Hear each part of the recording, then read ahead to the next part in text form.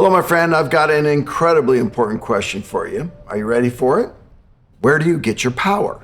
Where do you recharge your batteries? How do you step over exhaustion and find the energy to do what you need to do in your life? Well, if you listen to the Apostle Paul, something he prays to the Ephesians can really help in this area. The Ephesians church was an amazing church, a miraculous church. First of all, they're 1,000 miles away from Jerusalem. They don't get started until Paul's third and last missionary journey. They receive incredible opposition, the most violent riots of any church in the New Testament.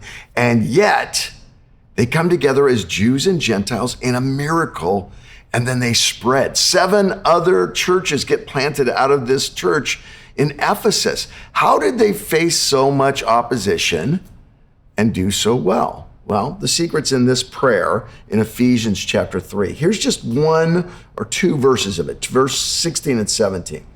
I, Paul, pray that out of God's glorious riches, he may strengthen you with power through his Spirit in your inner being, so that Christ may dwell in your hearts through faith. I think the secret to the miracle church in Ephesus is this prayer.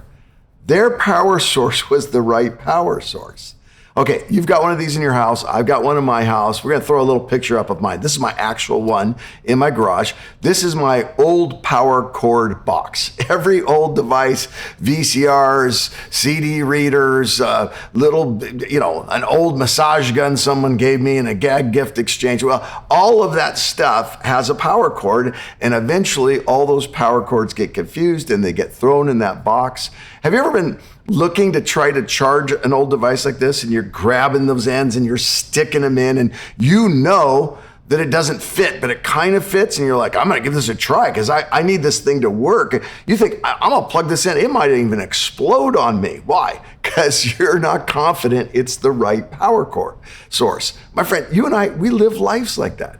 We look for all sorts of power sources, our own willpower, our own self-coaching, our own physical prowess, our own determination. All of that stuff has one thing in common, by the way, us. And that power source runs short. I had a friend, he gave me a power washer.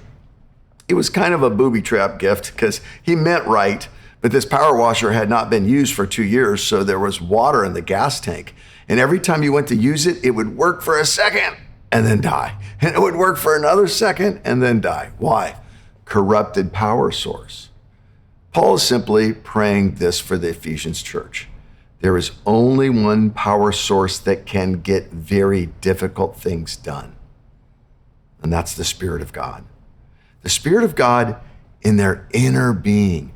The Spirit of God in their inner being that reveals Christ to them.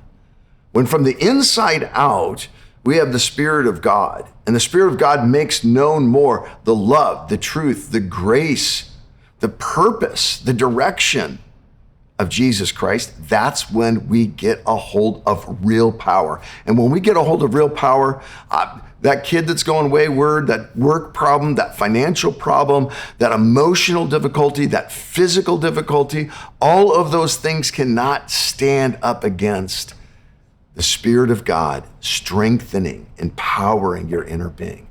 So how do I do that, Pastor Kurt? It all sounds fine, but how do I get the power of God in my life? Simple. You got to humble yourself.